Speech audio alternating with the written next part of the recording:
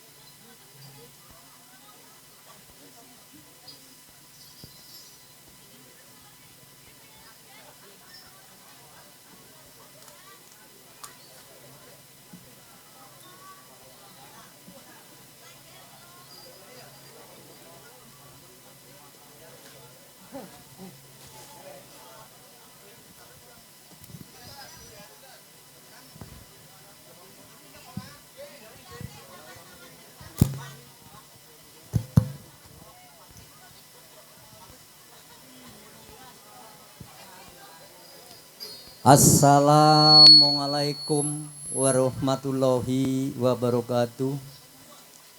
A'udzubillahi minasyaitonirrajim. Bismillahirrahmanirrahim. Alhamdulillahirabbil alamin.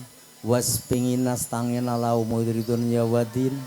Qala rabbis rohli saudri wa yasri wa lul mitata milisana yaqwa patah ma'bah.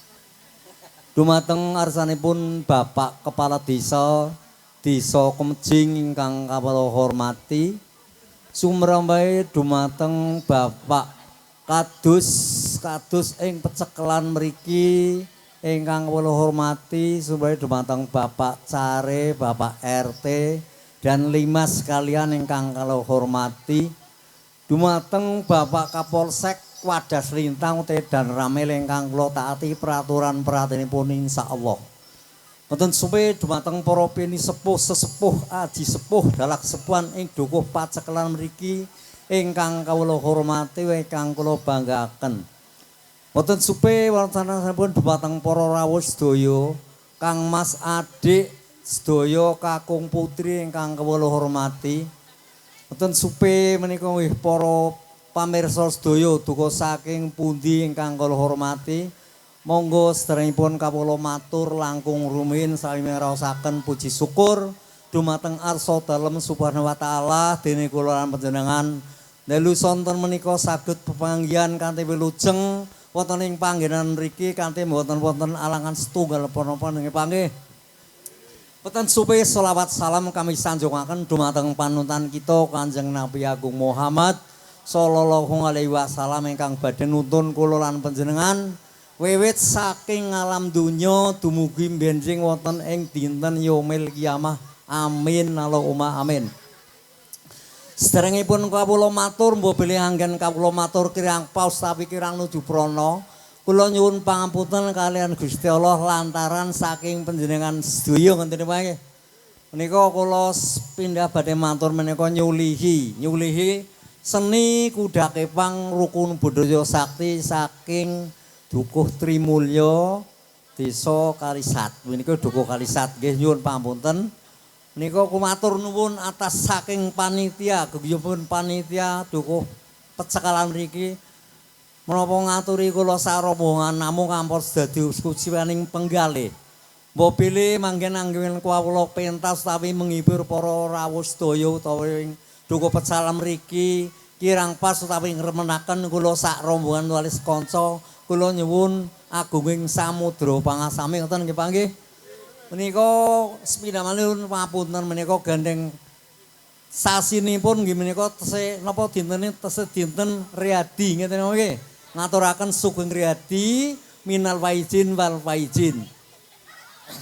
Sepindah malih menika mbok bilih anggen kawula matur kirang pas mangke utawi niki waranggananipun nggih nuwun sewu waranggananipun niku tebih Pak saking Kecamatan Pituruh Desa Kaligintung. Ingkang setunggal lengger menika saking Mbak Nina saking Dukuh Karanganyar ingkang setunggal menika saking Gumelar napa pundi kula dereng patos paham. Ingkang setunggal saking Banjarnegara mbebele mangkene nggonipun pentas wonten mriki kirang nyenengaken utawi remenaken dumateng para pamirsa sedaya. Nggih kula nyuwunaken pangapunten sepindah kalih Ibu Waranggono Mbak Yuni utawi lengger-lengger menika nggih. Ngoten suwe menika kula badhe matur kalih panjenengan sedaya. Menika mbok bilih ngriki wonten ingkang remen joget monggo bantu binantu. Suwun kula sementing monggo lah brejagi aman, guyub, rukun. Menika kan kesenian nggih. Kesenian alias menika tontonan dadi tuntunan, ampun tuntunan dadi tontonan niku kula mboten sae ngoten nggih Pak nggih. Sepindah malih nggih nyuwun pamunten. Gandeng menika wekdalipun sampun dalu. Mungkin sekalian kula saniki nuwun matur kalih panjenengan sedaya nginjing nek sampun wancinipun bubar kula nyuwun nggih nyuwun pamit kula sekansa mugi-mugi kula sekansa dumugi griya piyambak paringana widodha wilujeng nir ing sambikala ampun wonten alangan satunggal punapa nggih. Napa malih ingkang panjenengan ingkang sampun kersa ngaturi kula sak rombongan mugi-mugi saktilaripun kula sakanca mugi-mugi paringana guyub rukun angsal rezeki ingkang kathah kangge sangung ibadah ngoten nggih.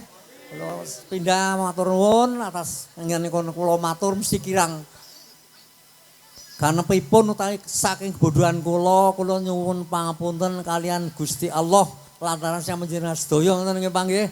Usikum bitallah. Assalamualaikum warahmatullahi wabarakatuh.